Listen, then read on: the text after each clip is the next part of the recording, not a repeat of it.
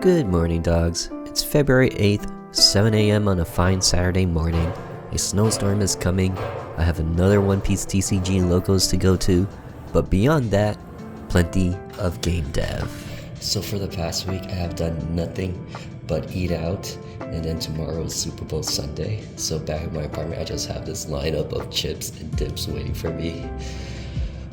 Guys, I'm in trouble. Toughest workout known to man.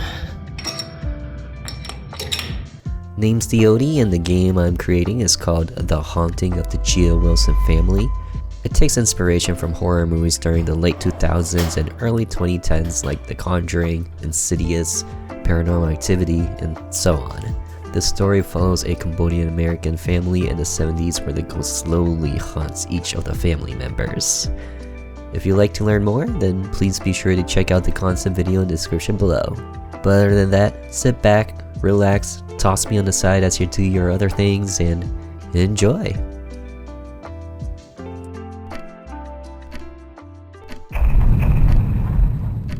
Good morning!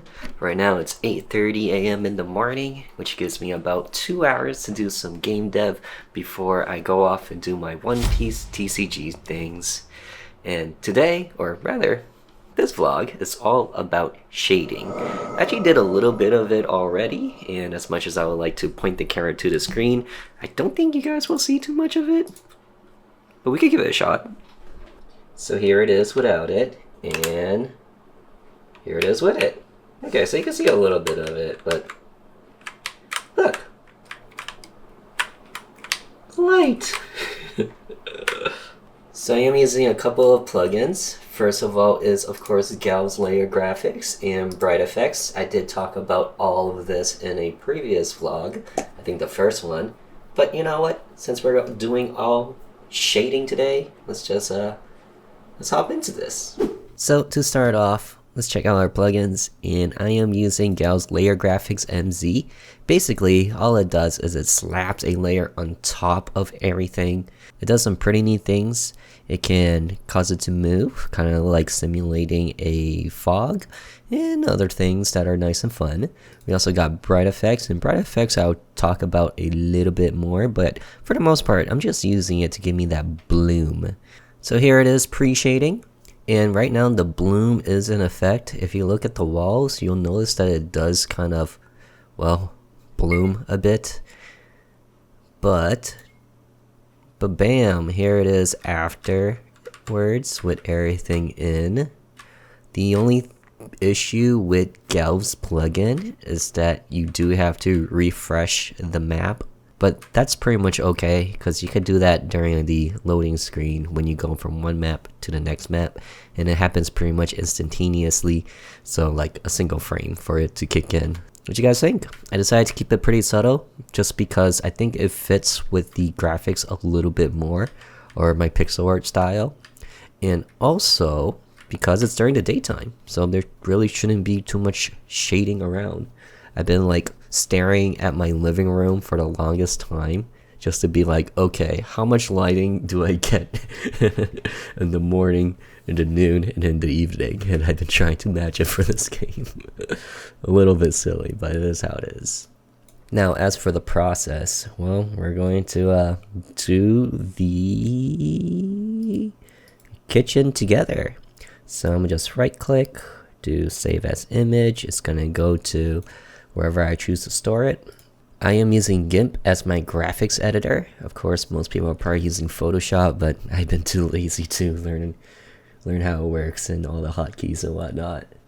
So anyway, I'm gonna just grab it, drag it, drop it, and before I actually start working, I have to decide whether or not this is the map that I want to go with.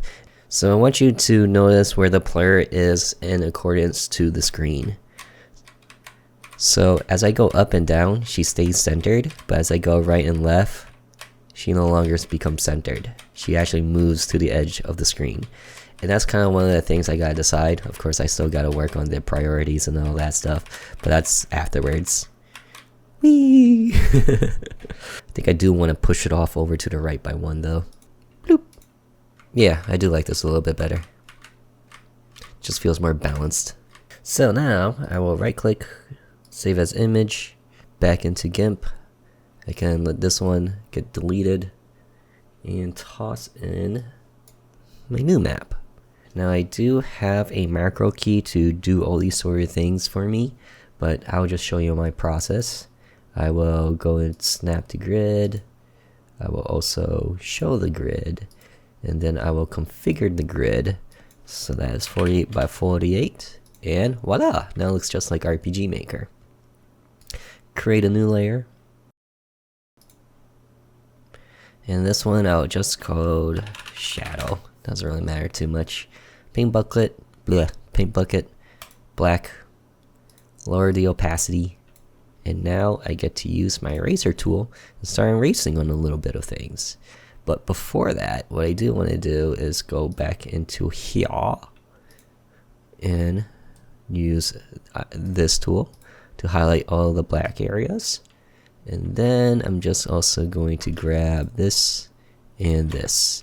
You'll notice that it actually cuts into some of the maps as well. Well, that's when I go back into this rectangular tool, and if you look at my cursor, if you hold Control, you'll see that minus cursor, and as you drag your circle, it will start removing things from your selection.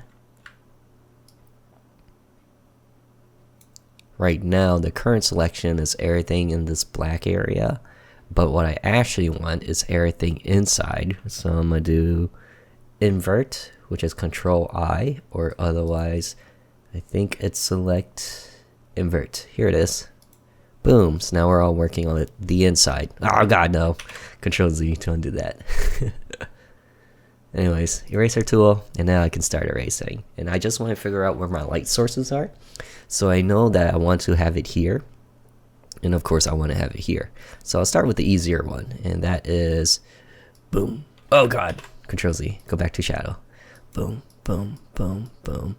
And I kind of got to decide how I want it to bleed into the rest of the room.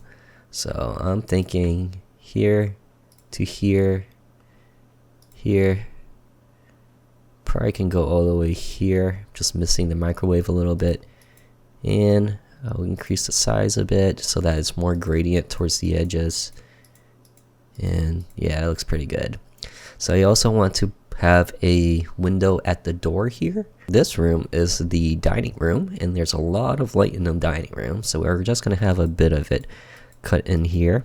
Now for this one, there's going to be a window here, and similarly, and it's going to go into this area a little bit, not too much, but just a little bit, because this is the hallway, and the hallway has no lights. It has lots of closed doors, so I'm just going to let it go in very, very subtly. And I can increase the shadow to see how much I hit versus how much I removed. One thing I've noticed with ghosts is that unfortunately the mode does not work. So if I want to do like soft light and stuff like that, I can't do it. I kind of just gotta stick to normal and only work with the opacity, which is unfortunate, but it is what it is. Okay, so next up is some cool light effects. And this one I'll just say light. And that light will mostly come from this window. So what I'm just going to do is create 2 squares. And I believe I have a yellow from previously. Go to my paint bucket. Boom. Nice. Nailed it. Now that I think about it, originally I was just going to make this the light that kind of gets cast onto the floor like this, but you know what, I kind of like having that one more lighter and yellow like that, so I think I will end up keeping this but adjust it so that it's a little bit more towards blue. So let me just go to color, hue, saturation, into the blue I go, into the blue I go. And now I'm gonna copy, paste, new, rename this to just window. Go to my light copy, grab this one, grab both of those, and paint bucket, because we're turning it yellow. And now I can drag and drop it onto the floor, change the opacity so it looks like it's just light reflecting from the window, and I'll just do a simple blur of 1. This way it doesn't look so sharp and harsh. Okay, sweet. So in the game file, I had to create a new folder, I believe, called layers, and this is where I'm going to drop it off into. So back to Gimp, just remember to remove that. Control Shift E, export. Find it, drag and drop it, and I'm gonna just go to my living room, no, to my entryway, so I can copy, go back to kitchen, paste it, and this pretty much just teleports the player in place and loads up the layer, shadow layer. Just gotta make sure that I match the map ID of 5. Control S, Control R. So this is it, all bloomed out, and it has that brightness effect. This is with the shading. So you notice that the shading actually looks much more darker in here than it did over in my graphics editor. And the reason for that is actually because of the bloom. It's causing everything to look brighter and have that glowing effect. So what I have to do is actually adjust the opacity of the shadows in Gimp. And oftentimes I've been using 20 for daylight. Ta-da! You guys still around? It's a little bit of a heavy process and a bit heavy for a devlog, but I like to sneak in my tutorials and my devlogs now, just because it's this way I can develop and teach at the same time. Kind of fun. But anyway, what you guys think? Decent? Cool? Do you like the little lights? Are they kind of weird? I think they add a small smidge of a charm. Anyway, right now it is 9:10.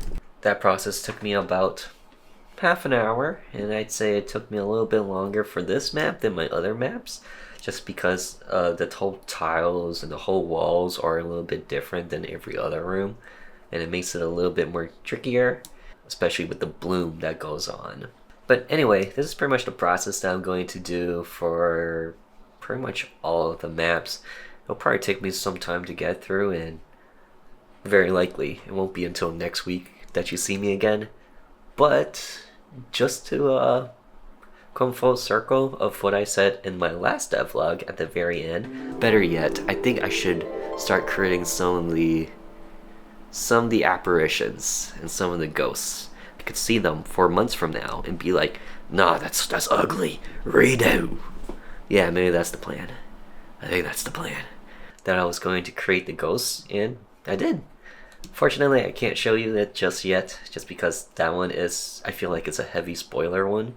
So you guys are going to have to wait probably until either the trailer or until you guys play it. But I will create one where you guys will get to see one early on. And that one is a Cambodian folklore ghost called TheOdie.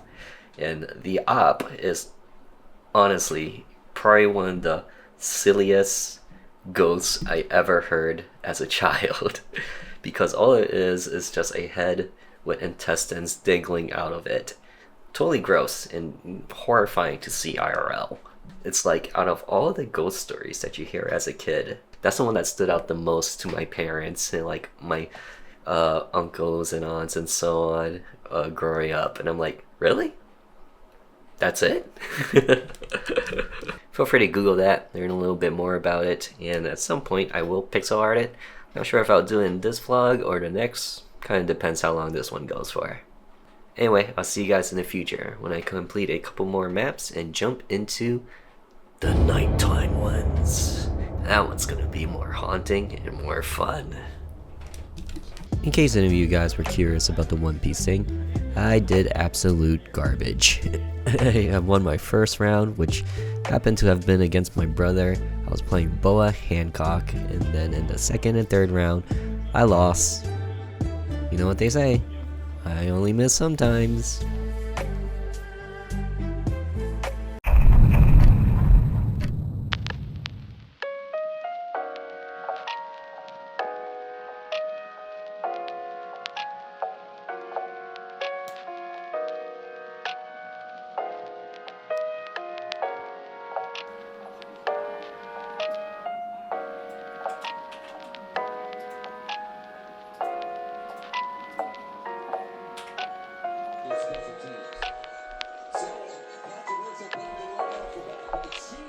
Sup dogs, it's February 15th. Oh, yesterday was Valentine's Day.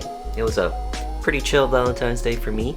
We just got some takeout, ate some Thai food, and that was pretty much it. Mostly chilled for the entirety of the evening. But that aside, oh boy, it's been a long week of shading. So much shading. I never realized how many maps I had until I did the shading. So check it out, what you think. I didn't just do daytime shading, but also daytime shading when a light source is on. So each map kind of had like 2 different variations to them. And then the plan is to do one for nighttime. Originally, I thought about doing a sunset version, but then I was like thinking about all the scenes and I'm like, I don't think there's really a place for it. But also, as of right here, right now, I'm like, I do not want to do any more of it. I am done with the shading. But at the same time, the better part of me knows that because I've been doing nothing but shading this past week, I also did some other stuff, but majority of it was doing shading. I'm like at my peak at doing shading, where I'm most efficient at it, and being a solo hobbyist at game dev, it's probably a really wise thing for me to finish that up before I jump into anything else. Because once I'm like 5 months down the line and I decide to do shading again, I will have absolutely no idea how I did it in the past. That always happens to me. But before that, I am very curious to see how well the tint screens will do with these maps. The plan here is that during the morning, afternoon, and early evening, I think I could go get away with doing tint screens, but once the haunting begins, that's probably when I will have to do some recolorings of my tile sets. So, let's see how good this goes. Alright, so there's actually a pretty neat strategy we can do while having to create events and do everything, and it all relies on the console. And if you don't know, I believe it's F8 to bring out the console, but I am using Visustella's, and Visustella kind of just automatically summons it, in case any of you guys were ever wondering what this was. And the powerful thing about the console is that we can use script calls to do things. So, if I just do this, Control copy, paste it, get that weird line out, and adjust this. So right now it's at 0, 0, 0. And if we go, say, 10, 10, 10. Haha, you can see that it automatically goes for it. And it changes. We could do something more drastic. So, look at this. You no longer have to create an event and go in, go out just to find that right tent. You could just use the beautiful and lovely console. Anyway, this is going to be a long and tedious method of trial and error. So, take it away, voiceover TheOdie. So the decision here is that during the morning, I feel like things are more skewed towards yellow. And then once we hit in the noon, that's pretty much the brightest time of the day. And then as it moves over to sunset, it gets a little bit closer to red or orange than yellow. And then of course in the evening, we want to go with blue or towards purple. But of course, this is all the process of trial and error, and I currently do have the daytime shading, so seeing all the light coming through the window does throw me off a little bit. So I think I will have to take a pause, create the nighttime shading, and then try again.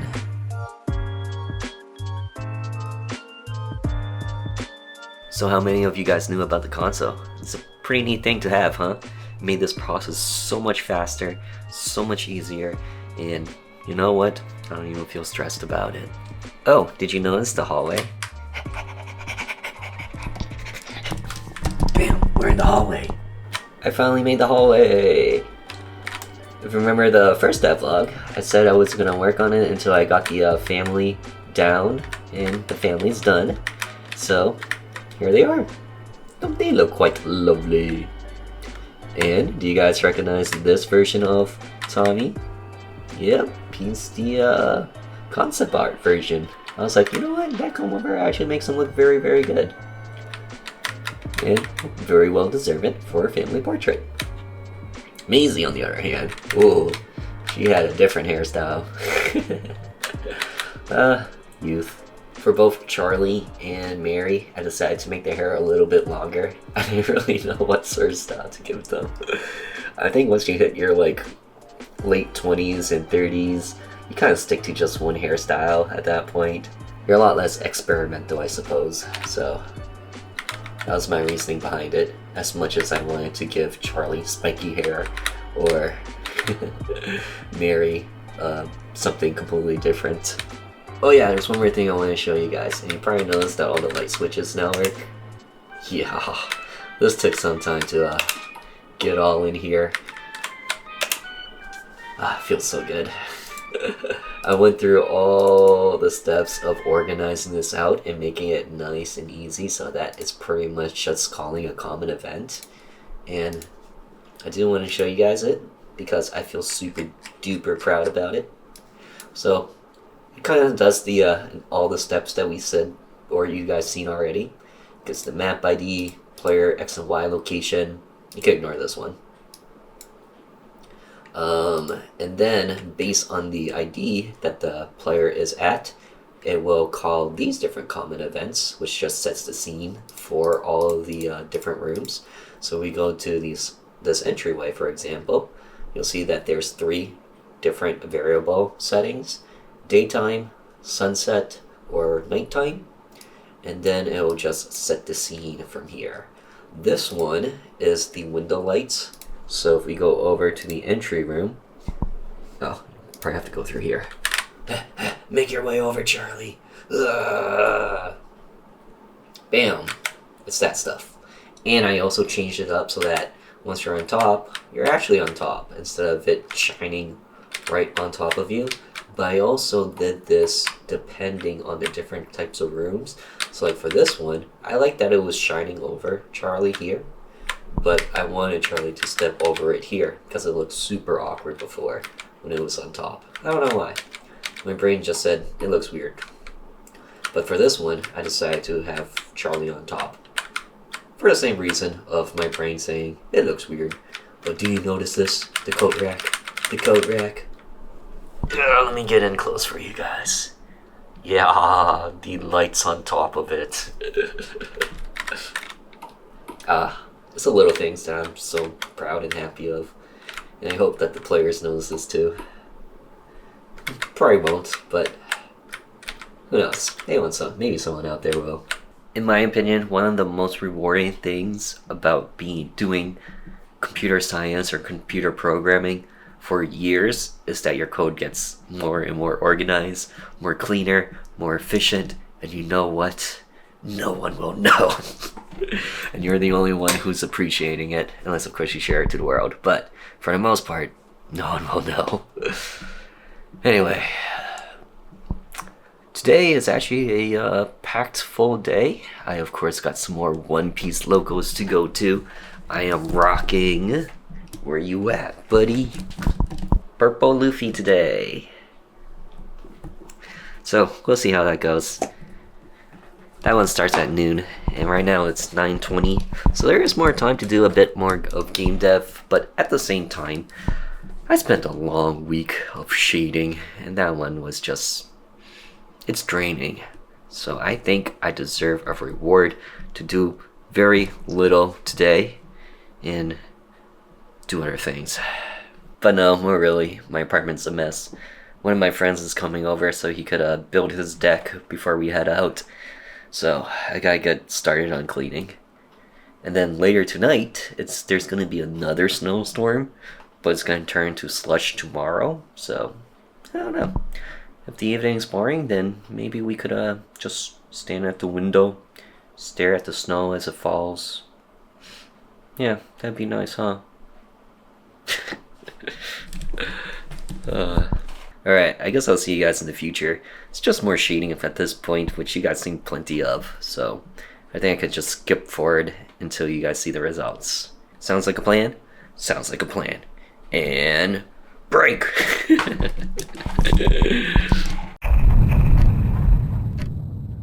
Sup, dogs? Another week has passed by, and as such, another week of game dev. And I have done it. I have completed all the shading for the darkness. The darkness?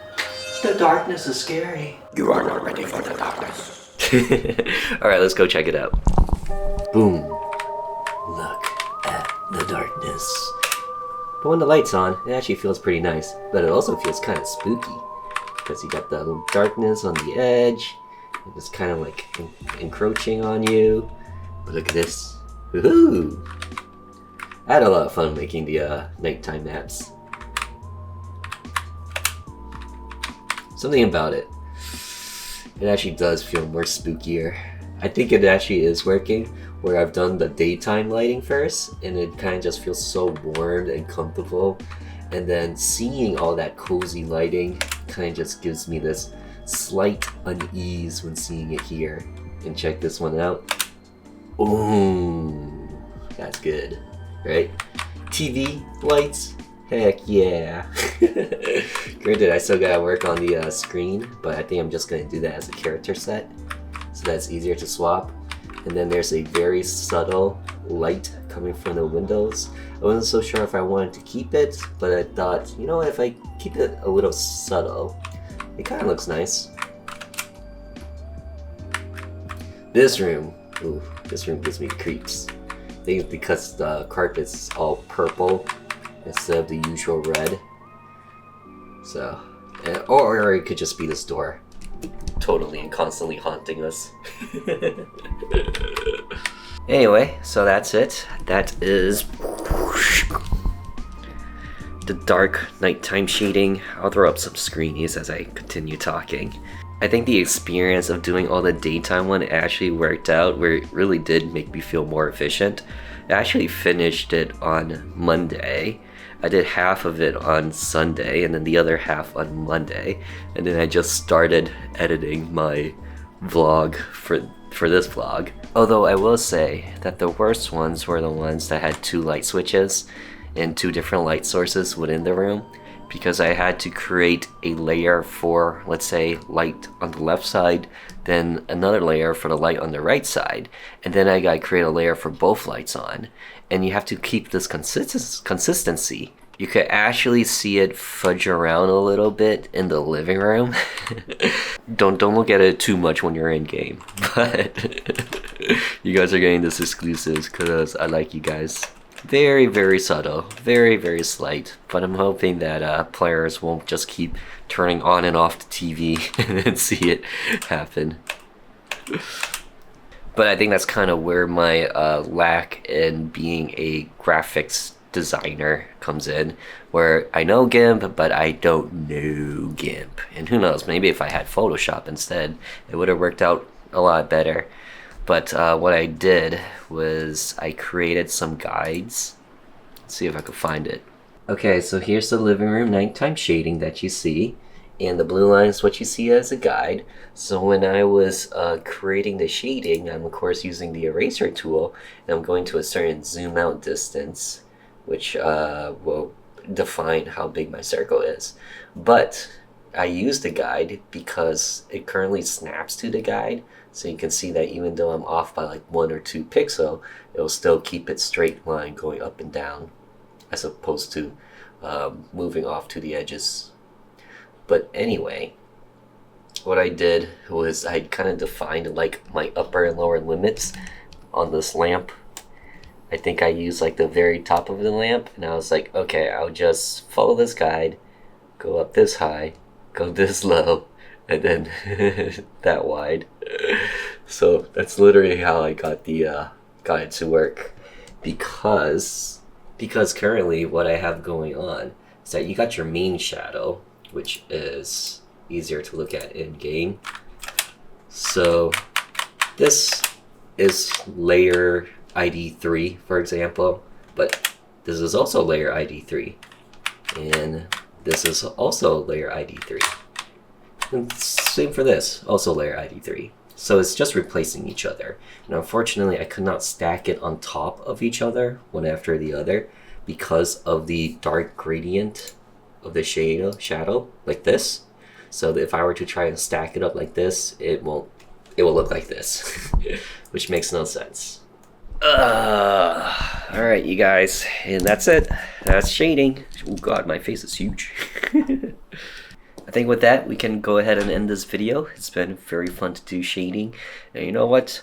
I am ready to finally get into the engine, start putting some of the scripts in there, and seeing it all come together. I'm not so sure if I will do that because I do also want to give face graphics a shot. I'm not exactly sure where I want to go. It's like I've been doing only art, so the part of me that's tired of doing art wants to do something else, but at the same time, it's kind of like doing the shading. The smarter part of me knows that because I've been doing only art, I'm at my peak right now. So maybe I'll jump into it, maybe I won't. I don't know. The only thing I do know is that if you guys could leave a like, comment, and subscribe, that'd be incredibly helpful. And other than that, I'll see you in the next one. Till then.